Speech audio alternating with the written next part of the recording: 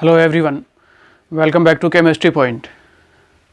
Lecture को जो है वो कंटिन्यू करते हैं, आगे बढ़ाते हैं, जिसमें अपने प्रीवियस लेक्चर के अंदर वाष्प दाब में अवनमन को पढ़ा, उससे रिलेटेड क्वेश्चंस जो हैं वो एग्जाम्स में किस प्रकार के पूछे हुए हैं उनके बारे में डिस्कशन किया। नेक्स्ट उसी में अगली प्रॉपर्टी सेकंड प्रॉपर्टी पढ़ेंगे। अपनी फर्स्ट प्रॉपर्टीज हो गई है अणुसंख्या गुणधर्म में, सेकंड प्रॉपर्टी जो दूसरी प्रॉपर्टी होगी वो होगी क्वथनांक में उन्नयन। दूसरा अणुसंख्या गुणधर्म है क्वथनांक में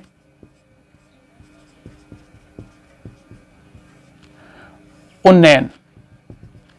अब क्वथनांक में उन्नयन क्या है? उन्नयन का अर्थ होता है वृद्धि, ठीक है। अब क्वथनांक में उन्नयन क्या है, इसके लिए प्रीवियस आपने अगर कंटिन्यूअसली पूरे इसके लेक्चर देखे हैं तो यहां प्रॉब्लम नहीं आएगी, अदरवाइज प्रॉब्लम आएगी। उन्नयन होता है वृद्धि, किसमें? क्वथनांक में। अब क्वथनांक में वृद्धि कैसे कि यहां जो है वो दो कंपोनेंट्स की बात की जाती है। मेरे पास जो है वो एक पात्र है, इस एक पात्र के अंदर जो है वो शुद्ध विलायक रखा हुआ है, शुद्ध विलायक है, ठीक है। दूसरा जो मेरे पास पात्र है उसके अंदर विलयन रखा हुआ है, जो दो भागों से मिलकर बना हुआ है, अवाष्पशील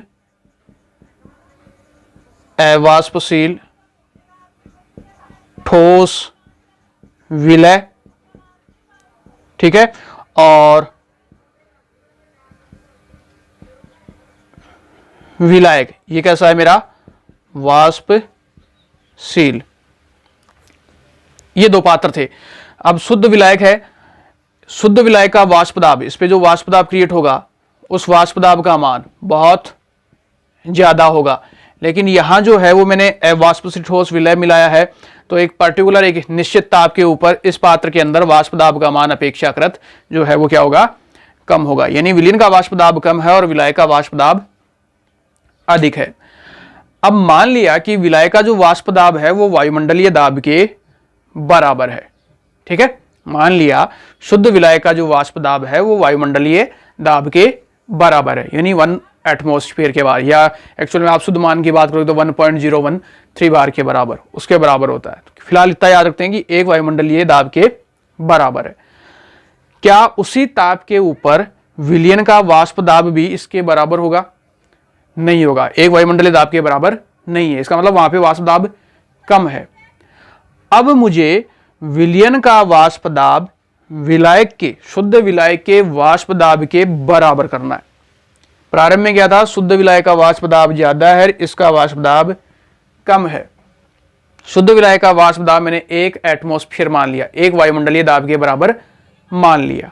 अब मुझे विलयन का वाष्प दाब भी इस शुद्ध विलायक के वाष्प दाब के बराबर करना है, या इसका वाष्प दाब एक वायुमंडलीय दाब के बराबर करना है। तो उस कंडीशन के अंदर क्या होगा? मुझे अब इसका ताप बढ़ाना होगा, क्योंकि जब मैं ताप बढ़ाऊंगा तभी यहाँ पे वाष्पीकरण की प्रक्रिया पॉसिबल होगी। तो मैं जितना ज्यादा ताप बढ़ाऊंगा और वो ताप तब तक बढ़ाऊंगा जब तक कि इसका वाष्प दाब एक वायुमंडलीय दाब के बराबर ना हो जाए, ठीक है। जैसे ही इसका वाष्प दाब एक वायुमंडलीय दाब के बराबर हो जाता है, मैं ताप बढ़ाने की प्रक्रिया क्या कर दूंगा? स्थिर कर दूंगा, फिर ताप नहीं बढ़ाऊंगा। तो तुलनात्मक रूप से एक वायुमंडलीय दाब प्राप्त करने के लिए, दोनों का मान एक वायुमंडलीय दाब प्राप्त करने के लिए मुझे विलयन का ताप तो बढ़ाना होगा, लेकिन इसका ताप जो है वो क्या है? स्थिर है। तो इसका अर्थ हुआ विलयन का ताप ज्यादा है और शुद्ध विलायक का ताप क्या है?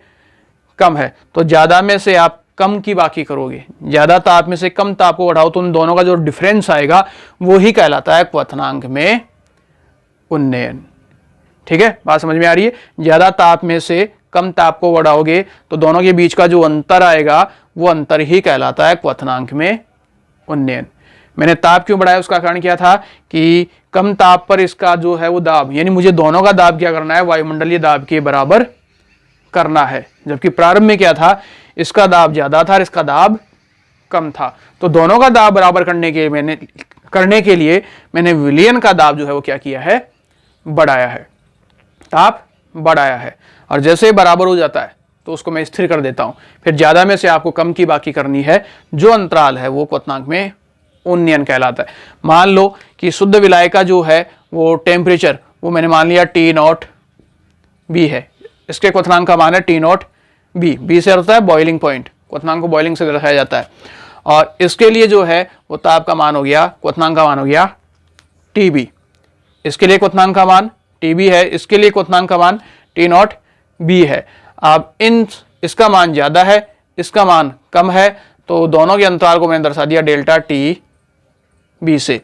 डेल्टा टी बी हो जाएगा आपका T B minus T naught B.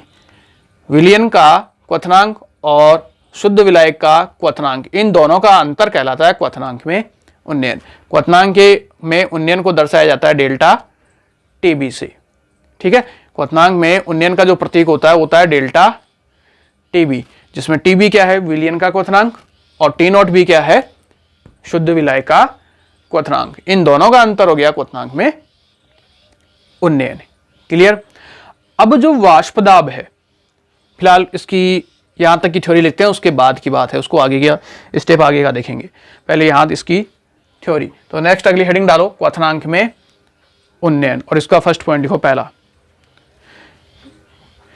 किसी द्रव का क्वथनांक, किसी द्रव का क्वथनांक वह ताप है जिस पर,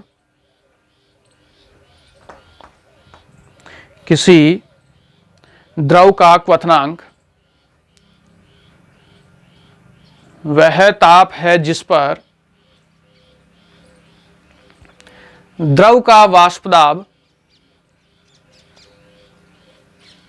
द्रव का वाष्प दाब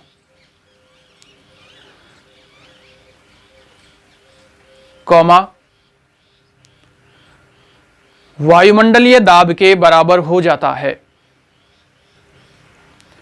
वायुमंडलीय दाब के बराबर हो जाता है।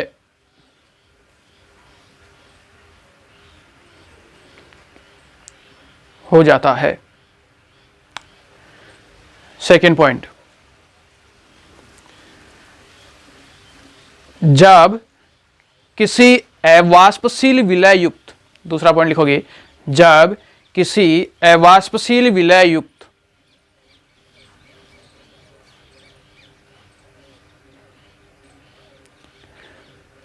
विलयन के वाष्प दाब की,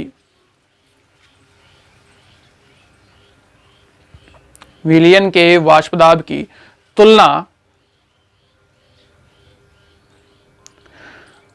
तुलना शुद्ध विलायक के वाष्प दाब से की जाती है,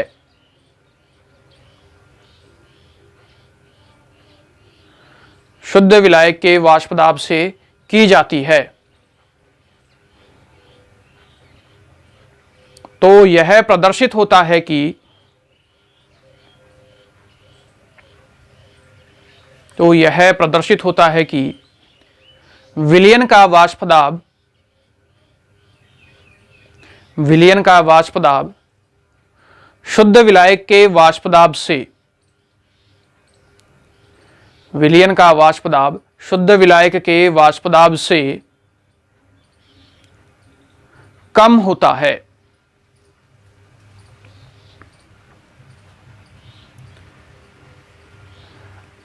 अतः विलयन का वाष्प दाब, अतः विलयन का वाष्प दाब कॉमा वायुमंडलीय दाब के, वायुमंडलीय दाब के बराबर करने के लिए, बराबर करने के लिए अधिक ताप की आवश्यकता होती है, अधिक ताप की आवश्यकता होती है।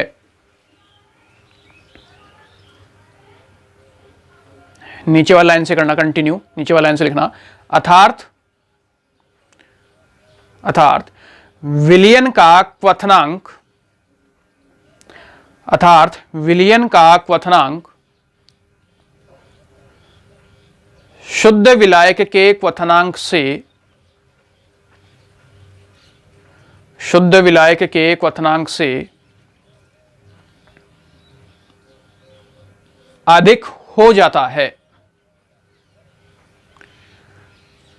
अधिक हो जाता है।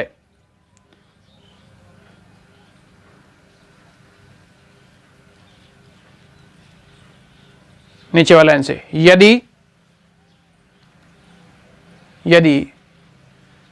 विलयन का क्वथनांक, यदि विलयन का क्वथनांक, और ये बोर्ड से ये वाला, यदि विलयन का क्वथनांक, और ये लिखो टीबी, बोर्ड से देख लेना, टीबी एवं विलायक का क्वथनांक, एवं विलायक का क्वथनांक, और ये बोर्ड से लिख लो T naught B, T naught B हो तो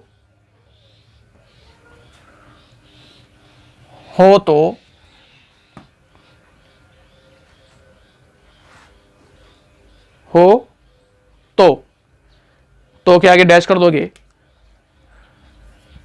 और उसके नीचे लिखोगे क्वथनांक में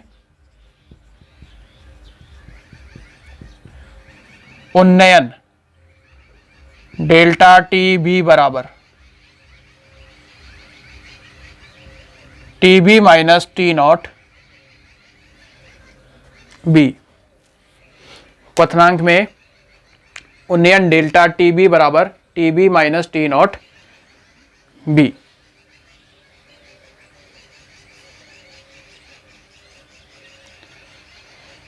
इसके नीचे पॉइंट लिखोगे, जिसे निम्न ग्राफीय निरूपण द्वारा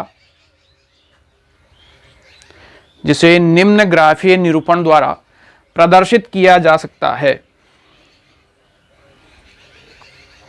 निम्न ग्राफीय निरूपण द्वारा प्रदर्शित किया जा सकता है।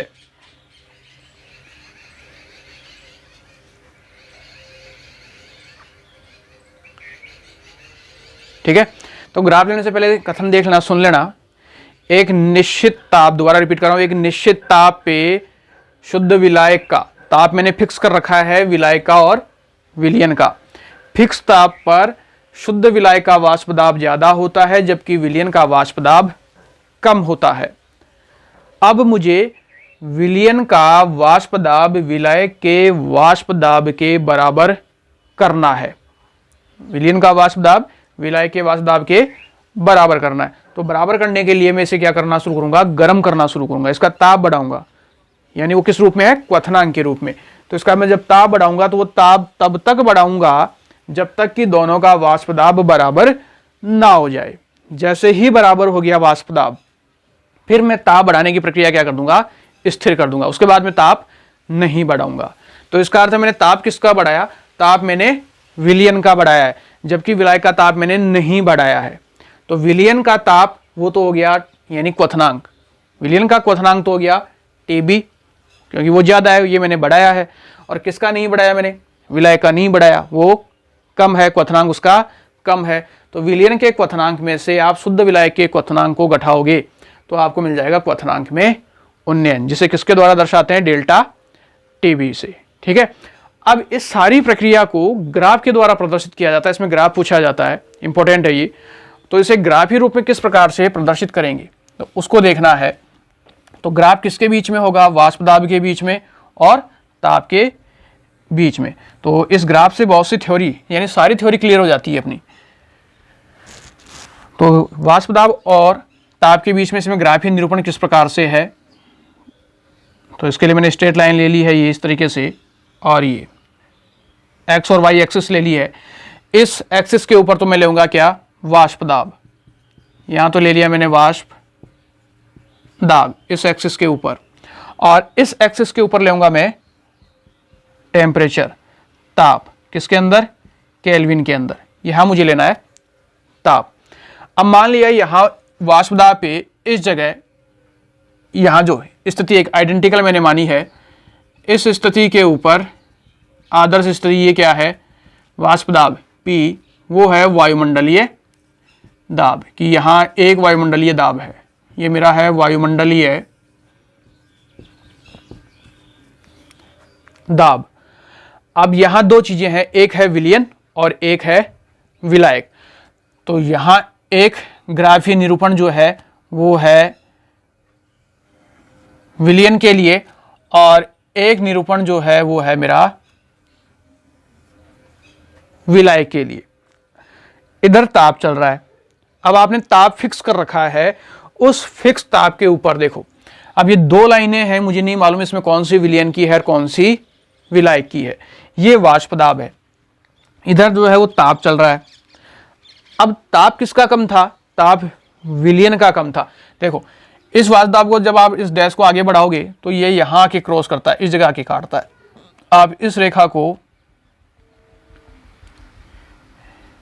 नीचे की ओर लेकर आओगे, तो नीचे की ओर लेकर आओगे तो देखो यहां एक पर्टिकुलर ताप मिल गया। इस ताप पर देखोगे तो देखो ऊपर की ओर क्या है? वाष्प दाब। तो एक तो यहां वाष्प दाब है, एक यहां वाष्प दाब है।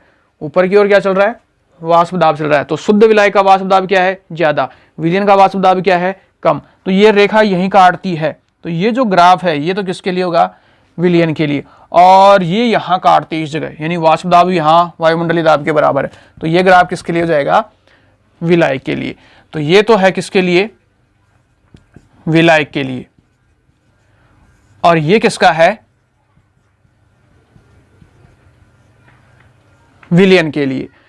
अब आप इसको आगे की ओर बढ़ाओगे, अब आपको विलायक का वाष्प दाब विलयन के वाष्प दाब के बराबर करना है। तो जब आप इसे आगे की ओर लेके जाओगे और फिर इसे आप नीचे की ओर बढ़ाओगे, ये अवस्था कुछ इस तरीके से। तो इस ताप के ऊपर अब यहां जो है, ये जो ताप है वो तो किसका है? T0B शुद्ध विलायक का, और ये किसका हो गया? विलयन का। इन दोनों का जो अंतराल है, इन दोनों ताप के बीच का जो अंतराल है वो क्या था अपने पास क्वथनांक में? उन्नयन, डेल्टा टीबी। ये इसका ग्राफीय निरूपण, यानी विलायक का जो आपका टेम्परेचर है, क्वथनांक में उन्नयन है, वो अपेक्षाकृत कम है, और विलयन का जो क्वथनांक है वो अपेक्षाकृत ताप, उसका टेम्परेचर क्या है? अपेक्षाकृत ज्यादा है। और इन दोनों के बीच का जो डिफरेंस है वो क्या हो गया? क्वथनांक में उन्नयन, डेल्टा टीबी। ये क्या हो गया आपका? डेल्टा टीबी क्या है? क्वथनांक में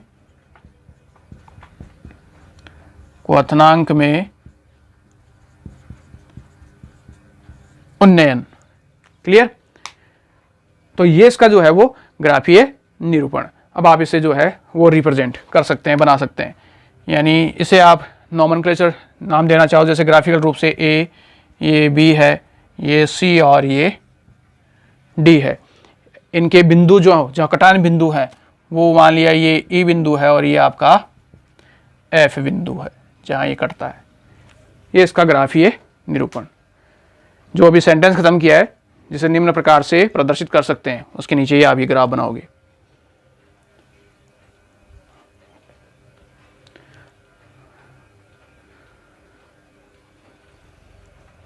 तो सिंपल ग्राफ है, इसमें कोई दिक्कत नहीं आनी चाहिए आपको। नेक्स्ट, इसके नीचे अगला पॉइंट। अब यहां से इसका अपना डेरिवेशन शुरू होता है जो अपने ग्राफिकली देखा है।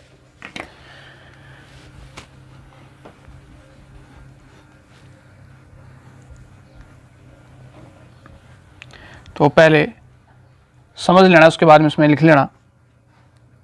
अब ये जो सारी प्रक्रिया आई है कि इसमें जो क्वथनांक में, क्योंकि जो वाष्प दाब है वो वाष्प दाब किसके समानुपाती होता है? पीछे अपने राउल्ट के नियम पढ़ा है कि वाष्प दाब उसके जो है वो मोल भिन्न के या मोल प्रभाज के समानुपाती होता है। जो आपने विलय उसमें ऐड किया, आपने जो अवाष्पशील ठोस विलय मिलाया है, उसकी मोल भिन्न के समानुपाती होता है वाष्प दाब। तो वाष्प दाब का अंतराल, चूंकि डेल्टा पी समानुपाती होता है किसके? एक्स बी के, यानी किसी भी विलयन का जो वाष्प दाब है वो उसके अवाष्पशील ठोस के जो मोल प्रभाज हैं या मोल भिन्न है उसके समानुपाती होता है। अब यहां जो है इसी प्रकार जब ये प्रक्रिया है तो यहां जो है वो क्या होगा? Delta TB. डेल्टा टीबी की बात की जाए तो ये भी किसके समानुपाती होगा? डेल्टा टीबी समानुपाती होगा डेल्टा पी के। इसलिए डेल्टा टी बी समानुपाती, अब डेल्टा पी इसके समानुपाती है तो डेल्टा पी किसके समानुपाती है? एक्स बी के। तो ये हो जाएगा एक्स बी। तो ये सारी प्रक्रिया किसके अनुसार हो रही है? राउल्ट के नियमानुसार, जहां एक्स बी क्या है? विलय के मॉल भिन्न। ठीक है, अब डेल्टा टी बी समानुपाती हो गया एक्स बी के। अब पूरा डेरिवेशन मेरा इसका पीछे किया हुआ है वाष्प दाब में, अवनमन में। अब वो आप ले सकते हो, क्योंकि इसको अगर आप समीकरण नंबर 1 देना चाहो तो वो दे सकते हैं। इसको आगे और सरल किया जाता है, डेल्टा टी बी समानुपाती के चिन्ह को हटाओगे तो ये नियतांक लेोगे के डॉट, इसको कर सकते हो आप एक्स बी। ये हो गई आपकी समीकरण नंबर 1, क्योंकि एक्स बी बराबर क्या है? तो एक्स बी बराबर वाष्प दाब में अवनमन मैंने आपको समझाया था, एक्स बी जो है वो है W B upon M B, W B upon M B, और नीचे होगा आपका W B upon M B plus W A upon M A. यह अपने पास कंडीशन थी। अब बहुत तनु विलयन के लिए, अति तनु विलयनों के लिए, अति तनु विलयनों के लिए W B upon M B is very very less than W A upon M A, यानी विलय की जो मात्रा है वो विलय की तुलना में बहुत ही कम होती है विलयन में। विलयन की बात हो रही है, तो इस प्रक्रिया को नगण्य मान के छोड़ा जा सकता है। जब आप इस चीज को नगण्य मान के छोड़ोगे तो ये कैंसिल हो जाएगा, शेष क्या बचेगा? W A upon M A. तो यहां हो गया एक्स बी बराबर बच गया, हो गया W B upon M B upon W A upon M A. तो यहाँ एम बी इसके नीचे की ओर और एम ए ऊपर की ओर, तो एक्स बी बराबर हो गया W B into M A upon M B into W A. ये हो गई मेरे पास इक्वेशन नंबर 2, समीकरण नंबर 2। अब आप समीकरण 2 का मान कहाँ रखोगे? समीकरण नंबर 1 में। कहाँ? जहाँ पे एक्स बी दिया हुआ है। समीकरण 2 का मान कहाँ रखना है? समीकरण 1 में। किस जगह? जहां एक्स बी दिया हुआ है। तो समीकरण 2 का मान समीकरण 1 में रखने पर, जब आप समीकरण 2 का मान समीकरण 1 में रखोगे तो फॉर्मूला अपने पास जो है वो क्या होगा? Delta T B. तो इसको मैं ऊपर ले आऊंगा। ठीक है, बात समझ में आ रही है? किसी भी विलयन का वाष्प दाब उसके मोल भिन्न के समानुपाती होता है, राउल्ट के अनुसार था। तो वाष्प दाब इसके समानुपाती है, तो वाष्प दाब किसके समानुपाती है? ताप के समानुपाती है। उसका क्वथनांक क्या है? तो जब ये परस्पर समानुपाती है, तो जब इन दोनों की मैं तुलना करूंगा तो डेल्टा पी की जगह क्या रख सकता हूं मैं? X B. एक्स बी समानुपाती की चिन्ह के हटाओगे तो क्या आएगा? एक नियतांक के। अब क्योंकि एक्स बी बराबर जो अपन ने वाष्प दाब के अवनमन में पढ़ा था वो ये स्थिति, जिसमें तनु विलयन के लिए जो है वो ये स्थिति होती है कि विलायक ज्यादा होता है और विलय कम होता है। तो ये कंडीशन आ गई, तो यहाँ से एक्स बी मुझे मिल गया। अब एक्स बी जो है उसका मान मैंने कहाँ रख दिया? समीकरण नंबर 1 में। तो जब इसका मान मैं समीकरण नंबर 1 में रखता हूं, तो जब समीकरण नंबर 1 में रखा जाएगा तो फॉर्मूला क्या बनेगा? समीकरण 2 का मान समीकरण 1 में रखने पर तो हो जाएगा डेल्टा टी बी बराबर K dot W B into M A upon M B into W A. ठीक है, ये समीकरण नंबर 3। अब आप इस समीकरण नंबर 3 को और रीअरेंजमेंट कर सकते हो, उसे और व्यवस्थित किया जा सकता है और उसके द्वारा जो है वो एक नया स्थिरांक या नया नियतांक जो है वो प्राप्त किया जा सकता है। तो इस पर आप जो है वो किस प्रकार से निरूपित या प्रदर्शित करोगे, किस प्रकार से इसे ले सकते हैं? तो देखो के, अब यहाँ मोललता निकलती है, के दिया हुआ है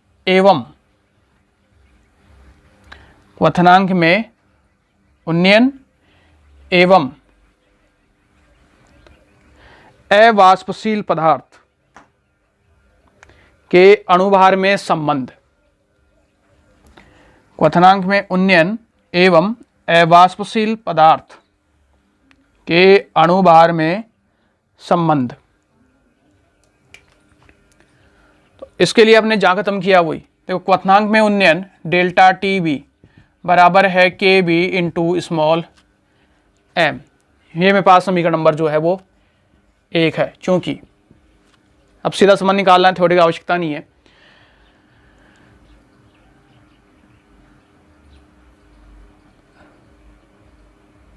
तो स्मॉल एम बराबर, स्मॉल एम क्या है? मोललता। मोललता जो है वो क्या होती है? मोललता होती है, वो होती है W B upon M B into W A into हो गया आपका 1000, 1000।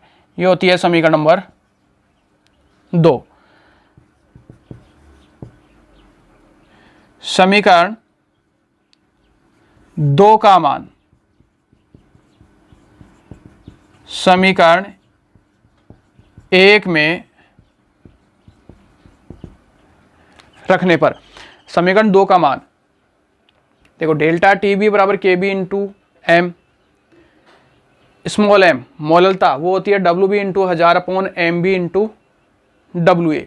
तो आप समीकरण 2 का मान, स्मॉल एम का मान कहाँ रख दो? समीकरण नंबर 1 में। जब आप समीकरण 2 का मान समीकरण नंबर 1 में रखोगे, रखने पर डेल्टा टी बी बराबर वो क्या हो जाएगा? के बी इंटू, अब स्मॉल एम की जगह ये वैल्यू हो जाएगी आपकी W B into 1000 upon M B into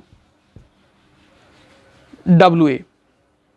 ये मेरे पास जो है इक्वेशन नंबर हो गई 3। एक न्यूमेरिकल तो आता है वो इस जगह से, समीकरण नंबर 3 से। अब यहां किस समीकरण का क्या तात्पर्य है वो चीज अपने को आनी चाहिए। अगर मैं मेरी हेडिंग में जाऊं, तात्पर्य बाद मिलते हैं, मेरी हेडिंग में आते हैं। हेडिंग में मैंने दिया है कि क्वथनांक में उन्नयन और अवाष्पशील विलय के अणुभार में संबंध। ये है अवाष्पशील पदार्थ का अणुभार, इनमें क्या संबंध है, मुझे ये चीज़ निकालनी है। तो आप इस चीज़ को उठाकर यहाँ ले आओ, एम बी को यहाँ ले आओ, डेल्टा टी बी को इस जगह ले जाओ, तथा एम बी बराबर, या आप कर सकते हो या करके, इसी प्रकार या एम बी बराबर वो क्या हो जाएगा आपका? K B into W B into 1000 upon, इस डेल्टा टी बी को नीचे ले जाओ, तो delta T B into W A, M B को ऊपर की ओर ले आओ।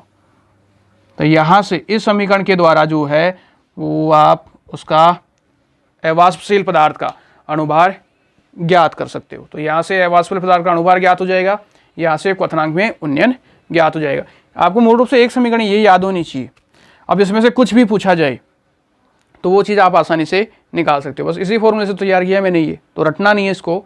एम बी को ये चीज़ ज्ञात करवा रहा है अवाष्पशील पदार्थ का अणुभार, तो इसको तो ले जाओ यहाँ और डेल्टा टी बी को ले आओ यहाँ, बाकी चीज़ यथावत वैसे की वैसे। अब किस चीज़ का क्या अर्थ है? देखो एम बी जहां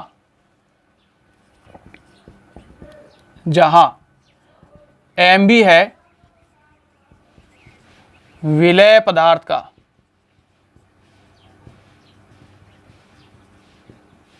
अणुभार, के बी क्वथनांक में उन्नयन स्थिरांक, डब्ल्यू बी अवाष्पशील पदार्थ की ग्राम्य मात्रा,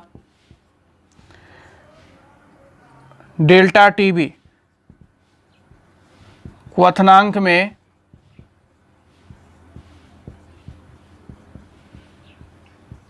उन्नयन, और WA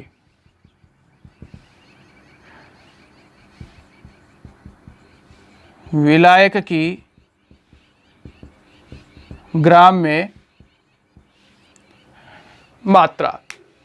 तो यहाँ इन सभी के ये अर्थ हैं, MB का, KB का, WB का, डेल्टा TB का,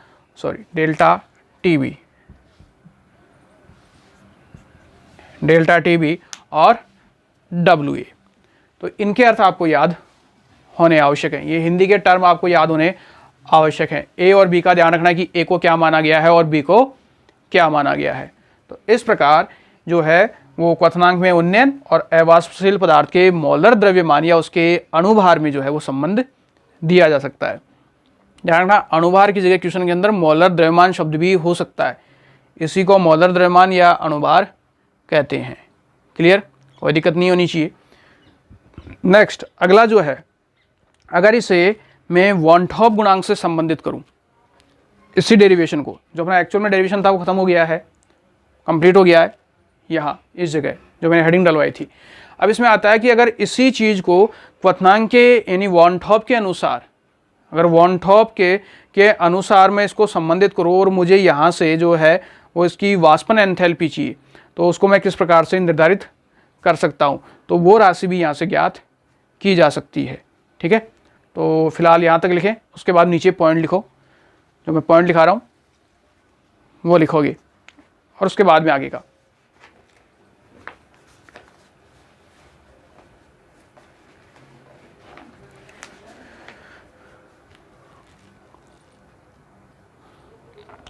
नेक्स्ट अगला पॉइंट लिखो, वन टॉप के अनुसार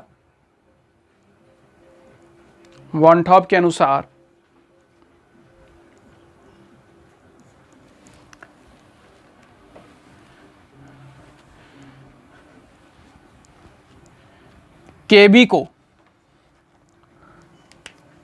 वन टॉप के अनुसार KB क्वथनांक में उन्नयन स्थिरांक को विलायक के वाष्पन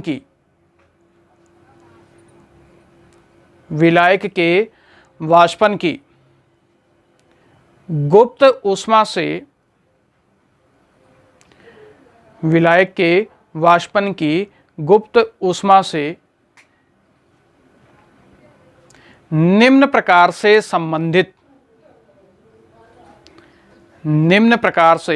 संबंधित किया जा सकता है।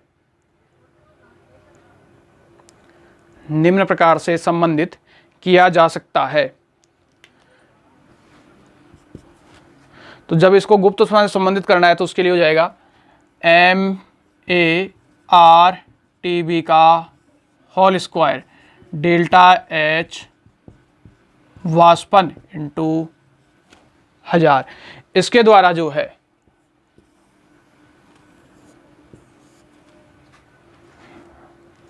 क्वथनांक में उन्नयन और उसकी जो वाष्पन एंथैल्पी है उन दोनों के बीच में संबंध दिया जा सकता है या उसकी गणना की जा सकती है। तो आप नीचे फॉर्मूला, इस कथन के नीचे ये फॉर्मूला लिख लें, जहाँ इसमें किस किस का क्या अर्थ है वो आप निकाल सकते हो, वही बार बार रिपीट करने की आवश्यकता नहीं है। KB जो है वो क्या है, क्वथनांक में उन्नयन स्थिरांक, MA है विलायक का अणुभार, R जो है वो तो आपका गैस नियतांक, गैस स्थिरांक।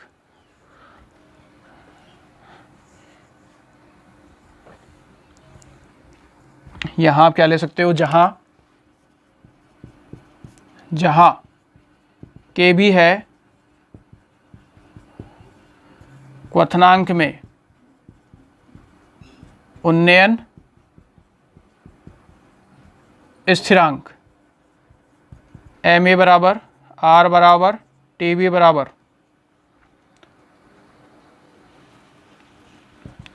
MA बराबर विलायक का अणुभार,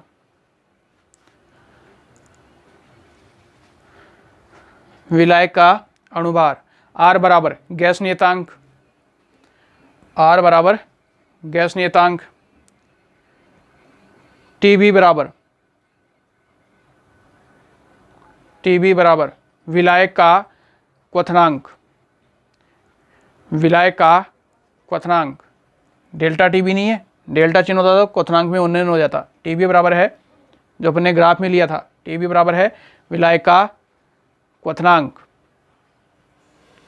टी नॉट बी भी ले सकते हो आपसे, ठीक है, विलायक का क्वथनांक। और डेल्टा एच बराबर वाष्पन की गुप्त ऊष्मा, डेल्टा एच वाष्पन है, वाष्पन की गुप्त ऊष्मा, वाष्पन की गुप्त ऊष्मा। तो इस प्रकार से अपना ये जो है वो क्वथनांक में उन्नयन का डेरिवेशन कंप्लीट होता है। तो क्वेश्चंस के ध्यान रखने हैं, 4 प्रकार के क्वेश्चन हैं, न्यूमेरिकल बनते हैं, न्यूमेरिकल बता दी जाएंगे किस प्रकार से होता है। अगले पोर्शन में न्यूमेरिकल की ही चर्चा करेंगे। पहला क्वेश्चन जो आता है वो आता है सिंपली ग्राफ का, थ्योरेटिकल की बात करूं। दूसरा क्वेश्चन जो आता है वो आता है किसी भी क्वथनांक विलयन के लिए क्वथनांक में उन्नयन और उसकी मोललता के बीच में संबंध स्थापित करना। तीसरा क्वेश्चन आता है क्वथनांक में उन्नयन और अवाष्पशील पदार्थ के अणुभार या मोलर द्रव्यमान में संबंध स्थापित करना। और चौथा अपना न्यूमेरिकल पोर्शन हो ही गया। तो इस तरीके से ये 4 क्वेश्चन यहाँ से पूछे जाते हैं। क्लियर है? बेसिकली फॉर्मूले रटने नहीं है, फॉर्मूला को समझना है। डेरिवेशन अगर आपके क्लियर हो गया, मोललता वगैरह वो आप चीज़ को आपको आनी चीज़ जो मैं पीछे बता चुका हूँ स्टार्टिंग में, जब अपने स्टार्टिंग में लेक्चर हुए थे, मोललता, फॉर्मलता, नॉर्मलता, जितने भी सारी चीज़ मैं पहले कंसल्ट कर चुका हूँ। तो आप वो वीडियोस देख लें जिसने नहीं देखा हो।